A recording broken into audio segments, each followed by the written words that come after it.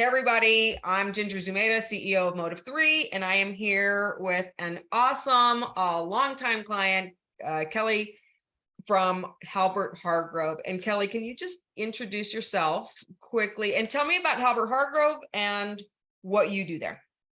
Yeah, so my name's Kelli Kiemle. I'm the managing director of growth and client experience. I've been with the firm for 17 years and have literally grown up there. Our firm focuses on individuals and families, high net worth. We help them, plan for their now, plan for their future. We do have $1 million minimum, and we work with them and trying to plan for the future. So, okay, that's great. So tell me about you mentioned a couple of things. H- How how do you know if the right type of client is working with you, or what is your right type of client? I think the right type of client for us is someone that's seeking advice, someone that needs help and knows they need help and is looking at it from a long-term perspective. We're definitely not a firm that's going to give you like the next big investment thing that's going to give you tons of money or have a huge performance.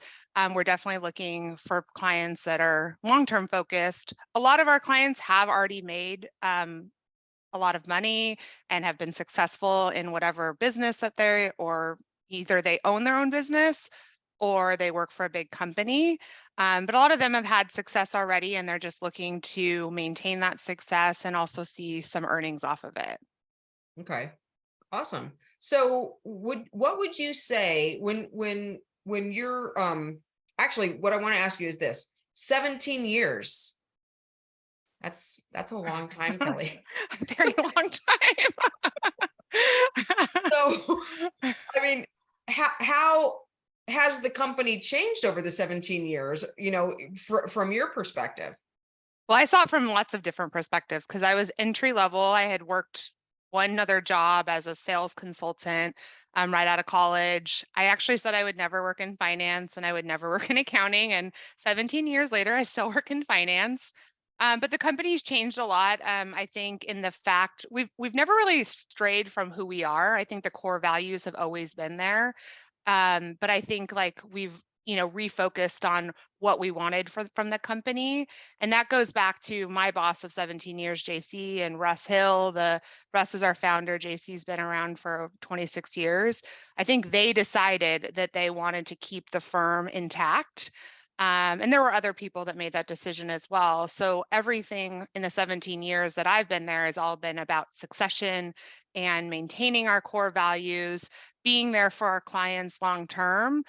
So I was, grateful that they had a place for me and found a place for me. When I started, we weren't doing any marketing and it was all word of mouth. Really, no one knew who Halbert Hargrove was. And we're still working on that. I don't think tons of people outside of our circle know who we are either. But that's been different. I think we've been way more focused on, you know, sales and trying to grow the firm in the last 5 years as well. So kind of ever since JC took over a couple years ago, that's been a big focus of ours as well. But I think the core values have always been there. Do the right thing, be fearless, give back. Those have always been there, but I think how we're going about it has kind of evolved over time. So let's talk about that. When you and I started working together, probably about 5 years ago, somewhere in that range. One of the things that we were talking about was really, maybe starting this sort of growth agenda. Having decided you're going to keep the firm intact, it becomes a little bit more important to kind of translate your core values, but also um, package them in a way that the right fit or best fit clients that you're going to attract understand what you guys do differently, like why you and not others. And can you just tell me a little bit about how you went about that? Yeah, I think you helped us really identify, okay, who are we and what is our message? You helped us come up with our tagline, so the fearless pursuit of well-lived todays and tomorrows, which I think will be relevant for forever because really that's what we're trying to do for clients. is to make sure that we understand what they're trying to do today, but also what you're trying to do tomorrow. And I think that gets lost in translation at a lot of firms, is they're so focused on the tomorrow that I think some people forget to enjoy the today. So we have something called life phase investing, which you helped with as well, like kind of come up with the messaging of how that makes sense for people. I think that the investment industry in general does a really bad job of communicating to clients. I think they go over people's heads. They use a lot of jargon. I like get very overwhelmed reading a lot of the investment stuff because that's not my expertise. So we were really trying to like speak to the average person that doesn't have a ton of investment knowledge, and really understand kind of like, okay, this is what you're dealing with today. This is what you may be dealing with in a couple years. This is what your long-term goals are, and trying to find a balance of like enjoying now and enjoying the future as well.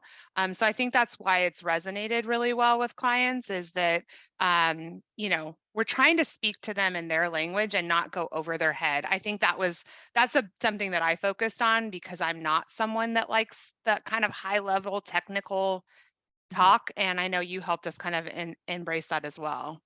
Yeah, well, it's funny, right? Because clients are rarely, as technical as the companies that they work with. So I want to dive into life phase investing for a moment. First of all, so that everybody knows exactly what life phase investing is. But let's kind of talk about life phase investing and why that's been so appealing to the clients that are right for you. Yeah, I think because it's not age based, it's kind of based on your circumstances. We get a lot of clients that are coming here from in transition. So, whether they're in that build and grow, which is kind of those younger accumulators, or even someone that's older that's just getting started but knows they need to get started so that they can one day kind of maybe step away from work or not have to depend on work. That's the first kind of group, and like you're focused on different things in that build and grow. I think that next phase is called transition, and I would say the typical client that's in transition is getting ready to retire. They're like 5-10 years away. They're like, okay, I worked so hard, I like think I have the check marks checked off, but there's a lot of things missing and they don't really know where to start, or they don't have the time or the energy or the desire. And then that last group is called distribute and deploy. Those are usually people that have made their wealth, they're living off their wealth. They may be thinking about how they can help the next generation or the generation after that, or they may have philanthropic causes that they're focused on. So we kind of help them map out what that looks like depending on the phase. I mean, I think I remember when we worked on that, it's kind of brilliant because most of what you do see, and I've seen what other firms do is you're usually getting asked like, okay, when do you plan? How old are you? When do you plan on retiring? And how much do you have? Oh, and what's your risk I was tolerance, going right? to say the risk tolerance. You Right, missed the right. The risk risk tolerance. tolerance, right? It's like, okay, here's your package, right? But it doesn't always take into account that, I mean, exactly what you said, which is I may be my age and where I'm at might be completely independent, especially, I mean, in California, sometimes there's folks that either come into a lot of money or make a lot of money very young and might be in a completely different economic life phase than they are in their just kind of age life phase. Yeah, that's so Yeah. true. Yeah, we see that across the board. And sometimes it's sudden, like they aren't expecting it and it comes like either they did something happen, their business sold, or they got an inheritance they weren't expecting and they didn't have assets and they don't want to blow it. So it kind of runs the gamut, like how people, get the money, but we help them kind of create a plan for that. Now, I know one of the things that in the finance category, and especially kind of like the wealth advisory category, it's really hard to differentiate, right? I mean, that stuff is it's very challenging, and it almost reminds me a little bit of even like the health industry, where it just becomes really hard to differentiate. So, what have you found? Like, why do people choose Halbert Hargrove over other firms? Well, like you said, it's a very hard question because I think, especially with the language, people that say they're a fiduciary aren't really always a fiduciary. You kind of have to dive into like all the logistics and like really, really dig in there.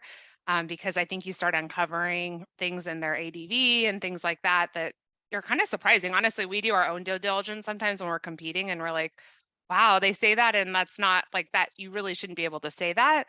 But I think we have clients that have been with us 20, 30 plus years, generation after generation. But I think what we hear is, I think it goes back to number one, our core values. We're there to do the right thing, and they've seen it year after year, and they have no problem recommending us. We also have a staff. Obviously, we already talked about. I've been there for 17 years. I'm not alone. There's actually a whole group of us that are in leadership now that have been there 17, 18, 19 years. And so a lot of people stay and grow with the firm. So there's a lot of investment that goes back into educating the firm. That's something that we do naturally, and pretty much any education, as long as it fits into the firm, like the firm will pay for and sponsor. So we're always learning, we're always getting better. And I think our clients appreciate that too. I don't think we're ever stagnant. We're always looking at, okay, what's the next best thing that we can offer our clients? We're also very client focused. So we're trying to dig into really understanding more about your why and your how, and, understand your family situation, understand kind of like how you think about things. It's less about like the basic, like, oh, these are your investments, this is the performance. Like we're really trying to understand who you are and what you're trying to do. So can you give me an example? And if you can't, I'll supply you one. But Okay. like, I mean, the family situation, right? Like, I think a lot of people don't think beyond their immediate family, right? But the reality is that there can be, parents, children, other family members that things change and need to be kind of factored in. But I'm looking for like kind of an example of like a lot of people really don't understand what people like you guys do beyond taking care of the portfolio, like taking Mhm. care of the money. What are some of those other things? Yeah, so definitely like you just mentioned the family, like that's a huge part of it. Like like there's so many examples as far as like we've had clients that have had their parents that are still alive. That's very true now, where they have adult children and their parents are still alive. And so there's almost like a bucket that needs to be put aside if the parents don't have enough money, so that they can take care of their parents for a certain amount of time. I think there's other buckets where we have clients that have done really well and they want to help their kids while they're still alive. So they're helping them buy homes or giving them inheritance while they're still alive, to support their lifestyles. We're looking at people's insurance policies. Like, do we think that you're protected enough? Do we suggest like, a higher umbrella policy, a higher life insurance policy?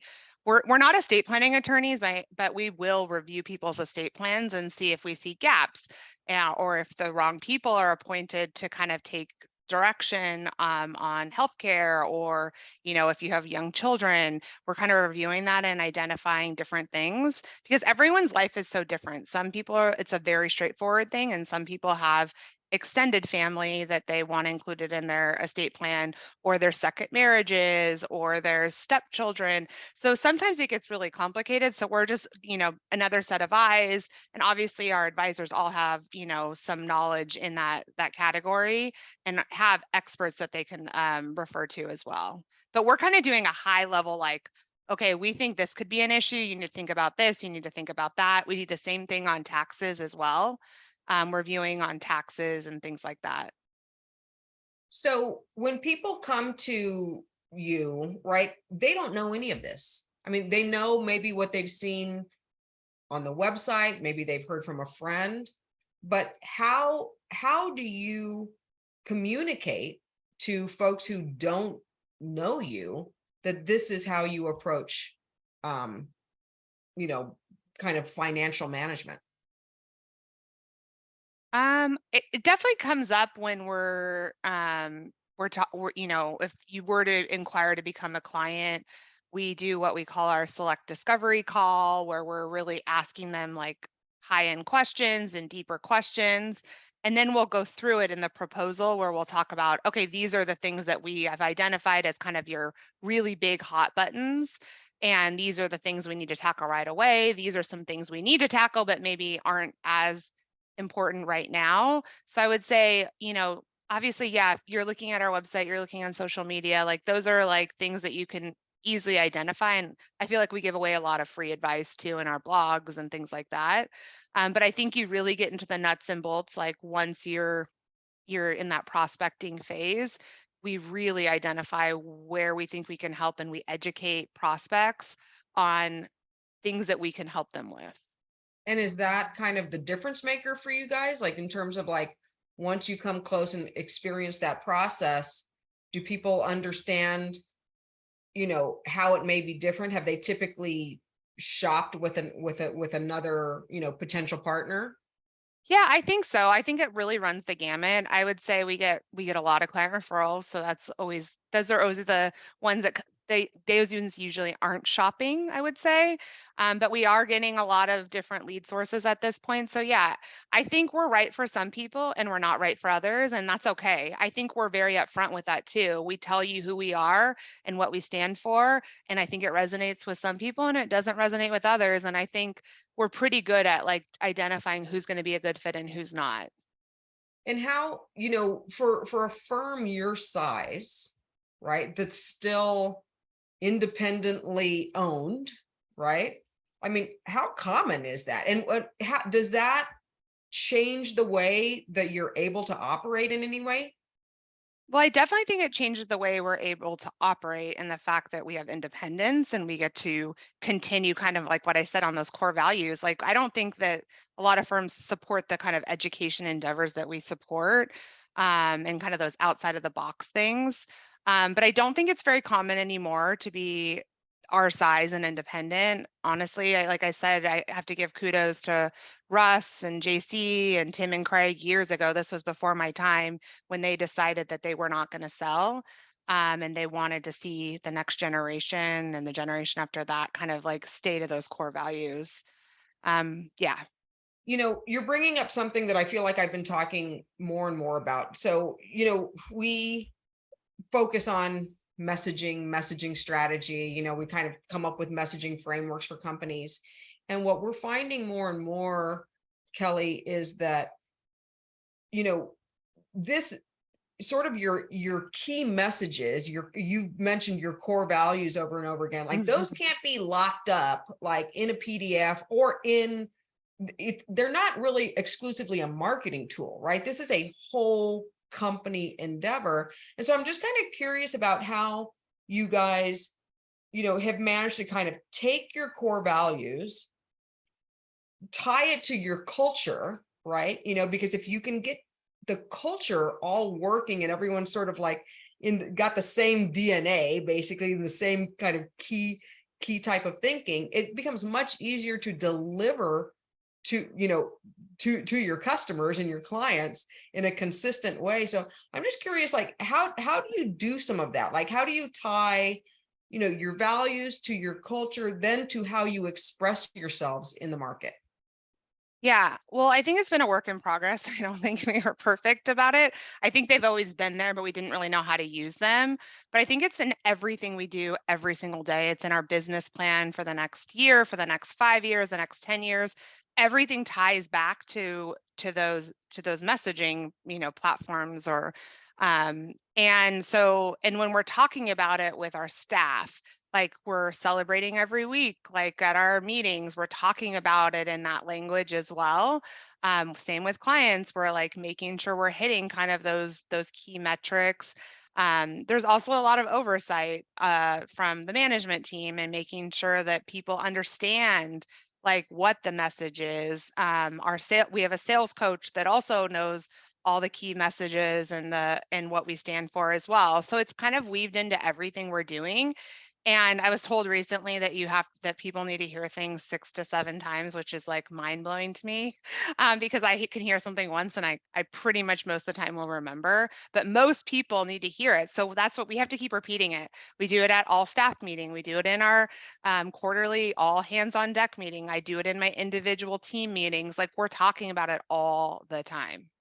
That's amazing. So what I'm curious about is in your role, and you've had different ones in your current role, you know, What is my current role right now, Ginger? client experience, marketing, and culture to a large extent as far as I'm now a sales coach. I'm working on being a sales coach. So crazy. Okay, so all right, so even so it's basically going full circle. You're doing all of the jobs.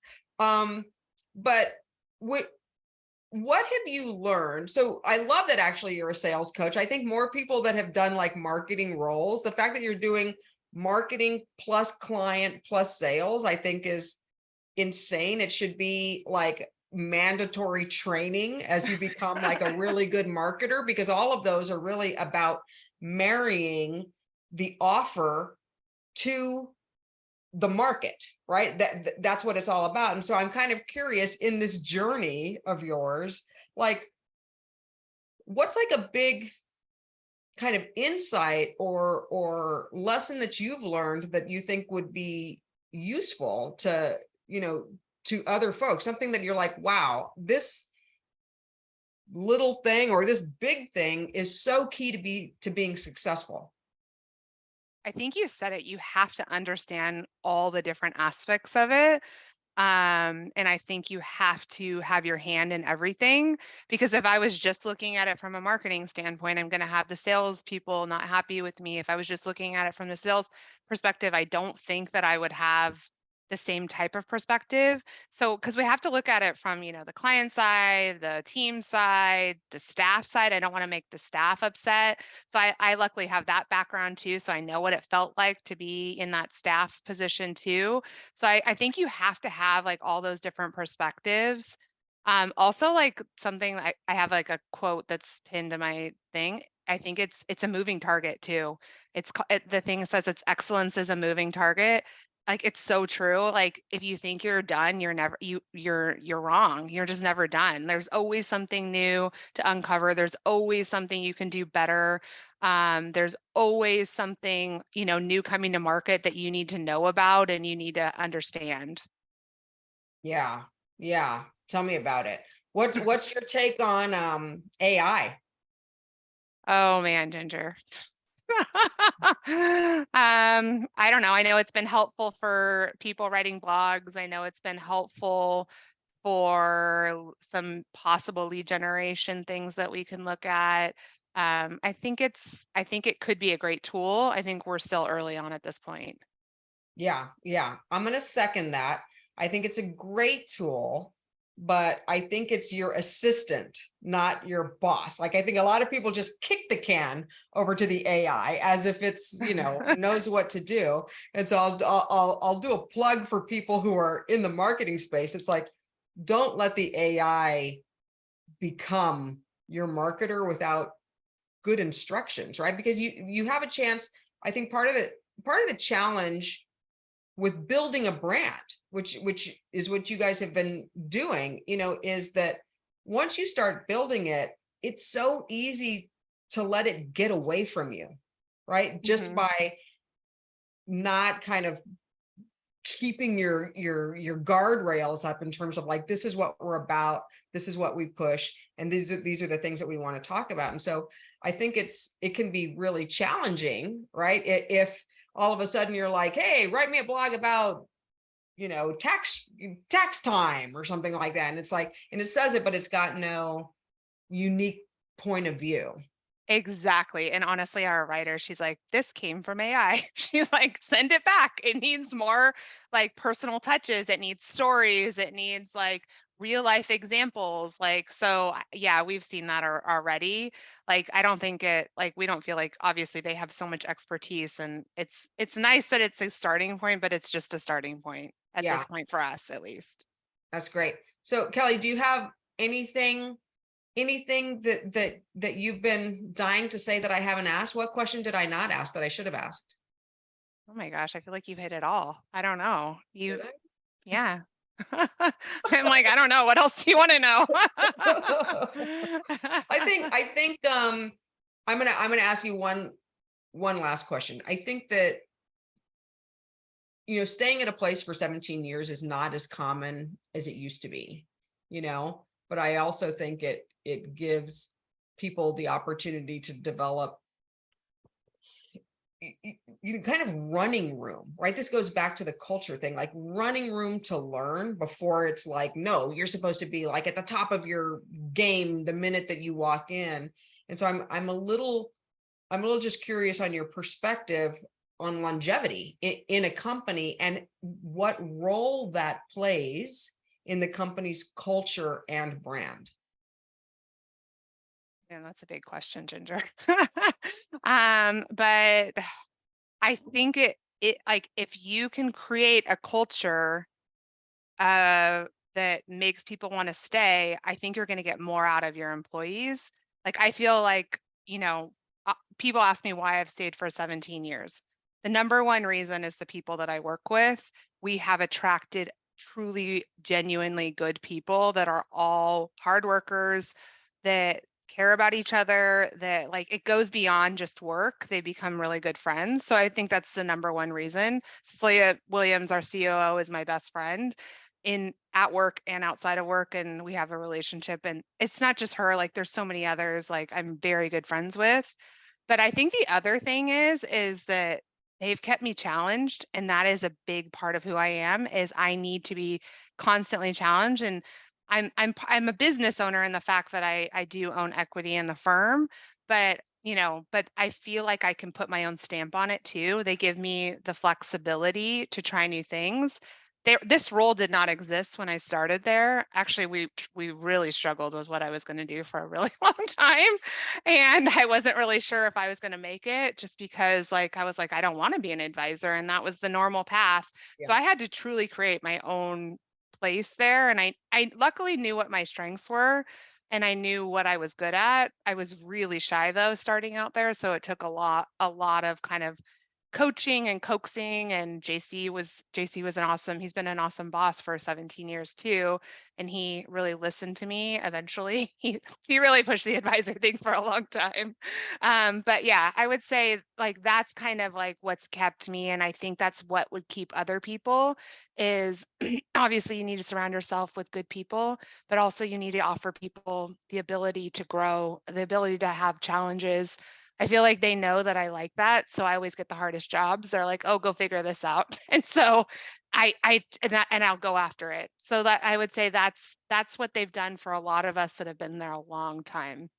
That's amazing. I mean, I think it's great that, they've managed to sort of that you've said it a bunch of times. It's like those values were always there, sort of making sure that they're like unlocked and kind of now expressed even beyond the inside of the firm is so critical. So I'm gonna give you an opportunity. You can take it or not take it, but I'm gonna turn the table since I've just been kind of grilling you for the last 35 40 minutes. Any questions for me? I don't know. What did you like working at Halbert Hargrove about? Like you worked with us for a long time. So Good. what did you like working with us? I mean, I think this is the perfect opportunity to talk about like an ideal client, right? Like this, I love it. I love it. No, I think that one of the great things about working with Halbert Hargrove and working with you, and the other folks is that, there was always sort of like a open mindset in terms of having, letting someone else kind of come in and have an opinion, on how you might adapt and adjust a few things to kind of help them fit for the market. It's always, even as a marketer, I think we have these problems. The environment that we're in, it's the hardest to self-reflect when you're in the middle of the environment. I can't even with my own company, I have a hard time doing. I need other people sometimes to tell me what they see because I'm in it. And I think working, having the ability to kind of like let someone else have an opinion, listen to that opinion, decide what works, and just co-create really. I mean, we've had other situations where frankly, people want us to like go away and come back with an answer. And we're like, that's impossible. Like that's not possible to do. It's like if we're not engaged in a dialogue, we're not going to get to a useful, uh, you know, some sort of useful strategy or a useful outcome. And I think that's one of the things I love about you. Plus, you're all really nice people, really nice, good people. So that's been amazing. Yeah, I think the collaboration, I think you hit it, Ginger. I think we like to collaborate and we know we don't know everything, so we always like to learn. And you were such a great partner with that. Like the fact that you came alongside us and partnered with us. So Oh, I appreciate that. All right. Anything else? I don't think so. We covered a lot. Kelly, thank you so much. I really appreciate you doing this. I think it's gonna we covered some good stuff, and I love the tips also for other people in terms of being able to understand all the different angles, of selling and articulating and kind of like making sure that they're all going to work together. I think is really, really important.